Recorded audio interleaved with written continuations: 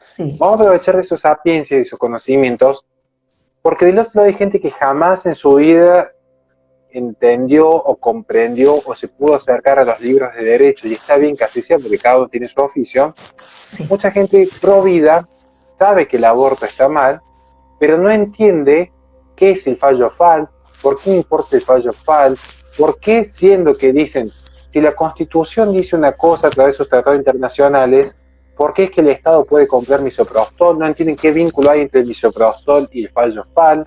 Entonces me gustaría si usted puede sí. amablemente explicarnos en forma simple y didáctica qué es el fallo FAL y cómo esto impacta en la agenda pro aborto del Estado Nacional, porque pasaron los gobiernos de distintos colores y el fallo siguió marcando tendencia y marcando la agenda política de cualquiera haya sido Sí, la voluntad de turno. sí. Mira, para entender el fallo FAL, si me permitís, primero tenemos que entender lo que fue el fallo Roe. Fallo Roe versus Wade es el fallo que dictaron en los Estados Unidos en el año 76. Corregime, porque sabes que soy muy mala con las fechas, es algo que no me acuerdo ni el año que nací. Gracias a Dios. Gracias a Pero Dios. igual sobre el fallo Roe versus Wade hay una particularidad en la actora, la que inicia la acción tiene una particularidad Sí, que creo que usted ya la sabe. sí, podés contarlo vos si querés, va a ser un gusto escucharte. Pero yo digo que hay que tocar el tema de esta Road, que Road en realidad era un seudónimo que se puso porque para salvaguardar su identidad le pusieron Del Road, año tenía otro nombre. 73. 73, claro, claro. Y el fallo FAL es del año 96, ¿no es cierto? El fallo fue del 2012, si mal no me equivoco. 2000, 96, 2006 quise decir. Sí, exactamente.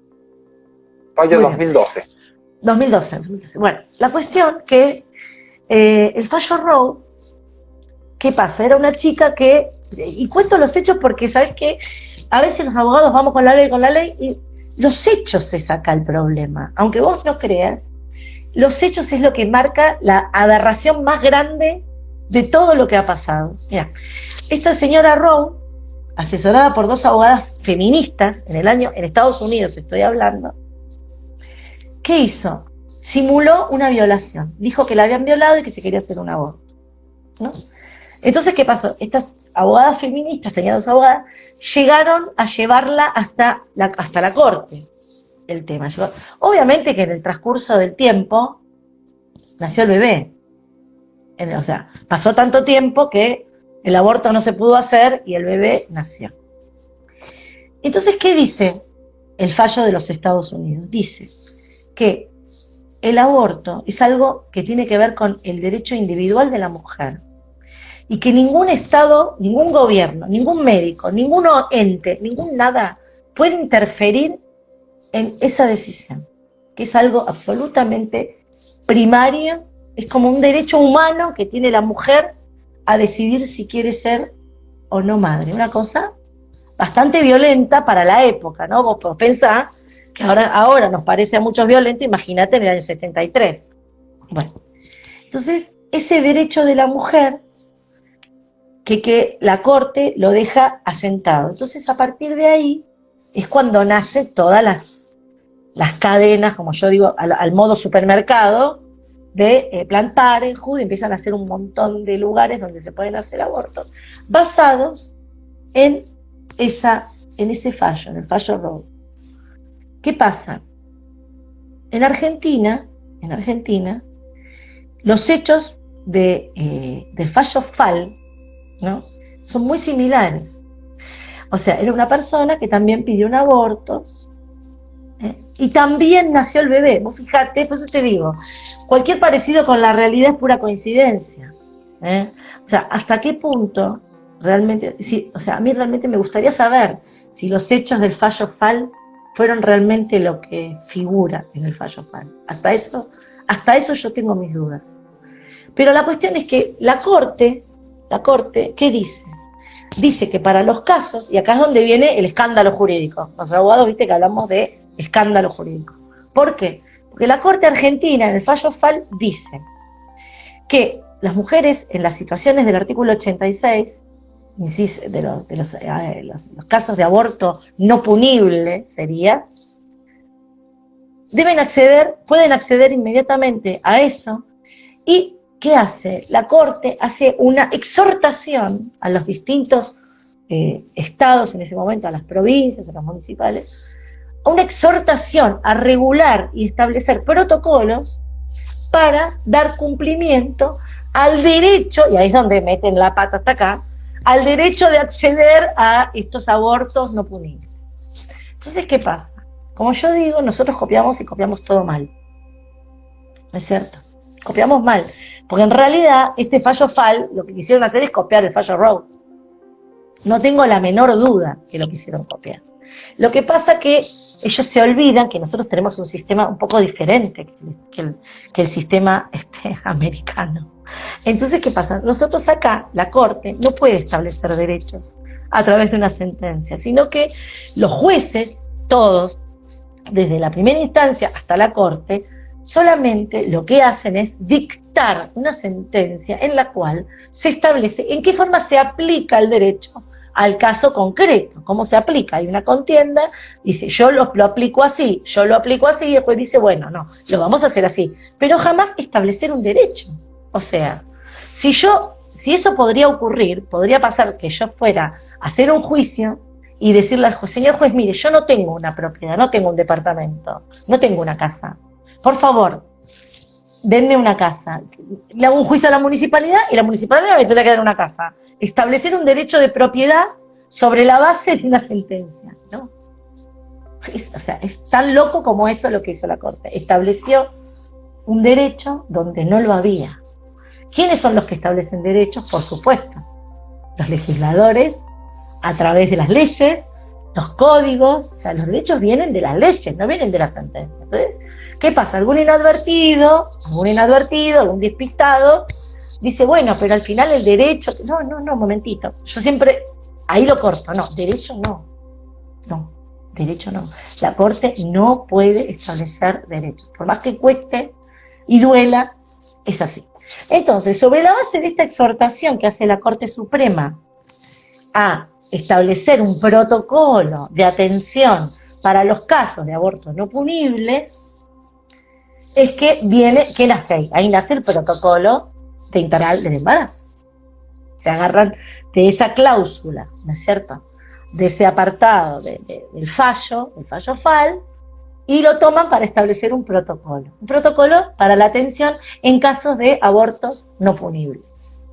A ese protocolo, como era nacional, se hace primero a nivel nacional y después cada jurisdicción fue adhiriendo, que es lo que estamos ahora sufriendo en la ciudad de Buenos Aires, que quieren adherir a ese protocolo, ¿no es cierto? Que acá ya hemos adherido, es uno nuevo ahora, después empezaron a hacer otros protocolos, cada vez lo van ampliando. Entonces el protocolo es como meterte por la ventana lo que no te pudieron meter por la puerta, digamos, porque en realidad es así. Pero la aberración jurídica es haber interpretado la existencia de un derecho allí donde no lo había. Y lo dije en términos fáciles, Horacio, para que la gente entienda. Porque si nos metemos muy en la rendilla jurídica, no es divertido. Creo que así fue bastante claro, ¿no? Demasiado claro, así que ahora vamos a empezar a hacer algunas pequeñas apreciaciones en el camino. Dale. La, entre comillas, vamos a decir actora, no por la actuación, aunque en realidad fue una actora del fallo Roe vs. Wade. Fue una actora no solamente porque lleva adelante la acción, que es como se dice en el mundo jurídico, la parte actora, la parte demandada, un término muy jurídico. Fue actora por cuanto ella misma reconoce que no había sido abusada, sino que fue más que todo una interpelación del feminismo, y luego se arrepiente y se vuelve una activista provida. De hecho, se vuelve activista provida, y ahí es donde también empieza a cobrar relevancia su persona, pero bueno, el daño ya estaba hecho. Sí. Perdón, te completo. Sí. Cuando murió, ¿sabías que se desdijo de vuelta? ¿Te enteraste? No, ese dato todavía no lo tenía. Búscalo. Tampoco. Cuando fallece, antes de morir, dijo que ella dijo que era provida porque le pagaban los providas. Vos fijate la canallada, ¿no? La canallada. Antes de morir se mandó la última canallada. Que me disculpen. Pero sí, dijo eso. No sé si lo habrá dicho presionada no sé en qué contexto lo dijo, pero antes de morir dijo eso. Es una mujer con problemas, ¿sabes que ella tenía 2 hijos? Ya que estamos hablando, Sí, sí. tuvo Sí. 2 hijos antes, y los entregó en adopción a ambos, ¿sabías? Sí, Y, sí, exacto, sí. y el de la causa también, o sea que ella en realidad nunca había querido ser madre, pero ella nunca se había cuidado para no ser madre, aparentemente. Lo que es real que habría que rever el tema del abuso, que eso claramente que ella reconoce que nunca había sido abusada y lo Nunca había reconoce sido abusada, públicamente. lo dijo, sí. Ahí vamos a una primera cuestión. Segunda cuestión, ¿recuerdan cuando hablamos de los principios de Yogyakarta y cómo Thomson and Reuters establece la forma muy particular de llevar adelante estos principios? Uno, cuando los analiza, no me acuerdo si es el principio 4 o quinto, dice casos reales con gente actora. ¿Qué significa? Hay una falacia muy común en la posmodernidad, porque si algo que caracteriza la posmodernidad es el aspecto sensitivo. El aspecto sensitivo es clave en la posmodernidad. Acá lo que interesa no es lo que es, sino lo que se siente, digamos. Uno ya no es pienso, luego existo, sino siento, por lo tanto existo. Entonces acá lo que interesa es, ¿el embrión siente dolor? No, no siente. Si no siente dolor, no es persona No humana. existe. Yo siento que el perro es hijo, bueno, por lo tanto es hijo. Digo esto porque cuando hablamos de los principios de Thomson and Reuters, cuando se habla de casos reales, es que sí, hay casos reales de abuso, que podemos dar una respuesta de por qué hay que respetar o no el derecho a la vida, pero en este caso que vamos a hablar es, un caso real se lo toma, se lo sobredimensiona con una actuación paradójica en lo político para llevar adelante una agenda. Lo mismo está sucediendo en Panamá, toman el caso lamentable de una chica de 10 años abusada para abrir la ventana de Overton y meter todas las causales de aborto en ese punto. Digo esto porque, claro, uno decir vamos a implementar el aborto sin entrar en la cuestión del control demográfico de Bucarest, ni nada, solamente hablando de esta agenda en específico, lo jurídico, es mucho más fácil hacerlo ingresar mediante una excepción judicial y no tener que hacer todo el proceso de convencimiento de los cuerpos legislativos. Atento a esta cuestión política. Otra cuestión a tener en cuenta con el fallo FAL, que aplica a cualquier hecho, porque siempre el aborto se legaliza mediante esa causal de la violación y después se amplía el resto. Además que una creación pretoriana... Es como un caballito de Troya, ¿viste? Es como un caballito de Troya. Te dicen una niña violada, entonces te hace a la gente que está en el común, dudan de esta situación, y atrás te meten el aborto libre para todos, hasta y sin límite de tiempo también. Te meten el caso más sensible y el más excepcional para generar y el falso dilema. Y la falacia del falso dilema. Porque si uno se opone al aborto en caso de violación, dicen, entonces vos estás a favor de la violación. Y no es que uno esté a favor de una cosa en contra de la otra. Jurídicamente no habría ninguna razón para decir, si el sujeto X causa un daño al sujeto Y, no tiene por qué pagar las consecuencias del sujeto Z. Cuando se habla, y esto es un término muy jurídico, cuando se habla, y ya me he pasado al último punto respecto a la no punibilidad, pero previamente quiero tocar esta cuestión.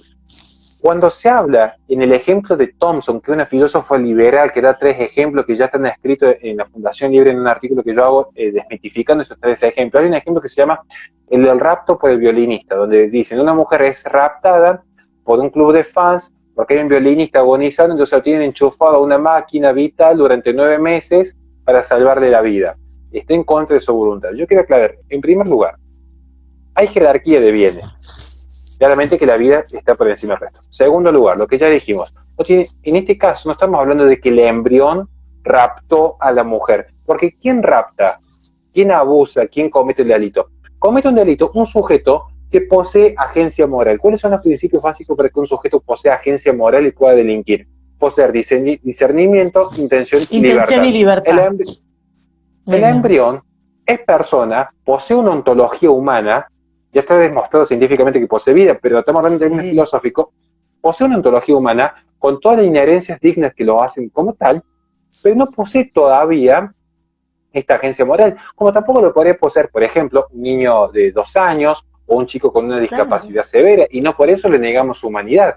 Digo esto porque no es que el embrión raptó a la mujer y en contra de su voluntad la mantiene cautiva. Ojo con esos ejemplos que son falaces, de una falsa reducción que no admitirían nada más ni discusión. Y sin embargo es el argumento típico de los espacios feministas. Y en tercer punto a tocar, cuando se habla del derecho al aborto. Gente, le voy a explicar una cuestión muy básica del derecho.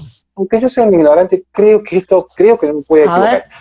Pero en el artículo 86 no se habló del derecho al aborto, se habla de la no punibilidad. ¿Qué es lo que es un delito? Un hecho típico, antijurídico, Antijurídico, culpable, culpable. impunible. 5 Impunible. elementos. ¿Qué es lo que hace el aborto? Es un hecho, porque está tipificado, o sea que es típico, es antijurídico, es culpable porque hay dolo, pero no es punible porque hay una causa específica, específicamente, y una excepción. Y no se construyen desde la excepción las reglas. Nunca se construye desde la excepción una regla. Jamás. Es una simple acotación y como nos quedan un par de minutos, le dejo la última palabra a usted. No, me gustó el ejemplo, me gustó cómo explicaste los elementos del tipo penal, digamos, de los delitos. Y para redondear el ejemplo, siempre es bueno acordarse del hurto famélico. El hurto famélico es hurto. ¿Por qué? Porque hay un hecho donde vos vas, le robás a alguien, le hurtas algo a una persona. Es antijurídico, porque estás cometiendo un ilícito. Es culpable, porque estás consciente, tenés discernimiento, intención y libertad, y para robarte la banana o lo que quieres comer. Pero sin embargo, no es punible. ¿Por qué? Porque la ley dice que en esos casos donde hay una persona que robó comida porque no tenía para comer, ¿no? Demostrado, por supuesto, la situación, no se le va a aplicar ninguna pena. El hurto famélico. Entonces, decir que el aborto no punible es un derecho, es lo mismo que decir que el hurto famélico es un derecho, y no. O sea, no porque, o sea, la ley te dice, bueno, robaste, tenías hambre, fuiste a la verdulería, bueno, pero no lo vuelvas a hacer. No sé si soy clara, o sea, la ley no es que te abre la puerta para que vaya todo el mundo a hurtar cosas porque tiene hambre. No, es un hurto. Bueno, el aborto sigue siendo un aborto. Lo que pasa es que la ley en determinados casos dice, por esta y por esta razón, no le vamos a aplicar la pena, nada más. Siempre aplico esto porque es importante entender que así como no es un derecho el hurto famélico, tampoco es un derecho al aborto. Es lo mismo, tan simple como eso. Fantástico, y no ha quedado más que claro también viendo cómo justamente a partir del fallo FAL se concreta una vieja tradición propia de este mundo jurídico argentino, que es transformar a los jueces en actores políticos. Y el juez no es creador de derecho, el juez interpreta y finalmente le aplica la ley, claro. Pero es una cuestión más que todo interpretativa. Los jueces no crean. Es más, hay gente que dice erróneamente en la filosofía jurídica que el juez crea derechos para el caso concreto y los legisladores crean derechos para la abstracción y la población en general. No es que el juez crea un derecho para el caso concreto, simplemente lo interpreta para hacerlo valedero. Porque incluso hay causas unilaterales que no implican un litigio en contra, que son simplemente, incluso hay acciones que son de mero proveído, que es una cuestión eminentemente interpretativa, donde mejor se manifiesta la actividad judicial. Digo esto porque hay un error muy común, incluso en algunos docentes, de decir que los jueces crean un derecho específico para las partes y la ley crea un derecho general para la nación. No, el derecho es uno. Podemos estar de acuerdo o no. Podemos estar de acuerdo o no incluso en las formas en las que se forma el derecho. Pero el juez no crea, el juez interpreta. Y es una de las funciones que tiene, por eso tocamos el tema del elemento, uno de los 3 elementos del derecho es justamente el lenguaje, y es donde entra a tomar relevancia el aparato judicial.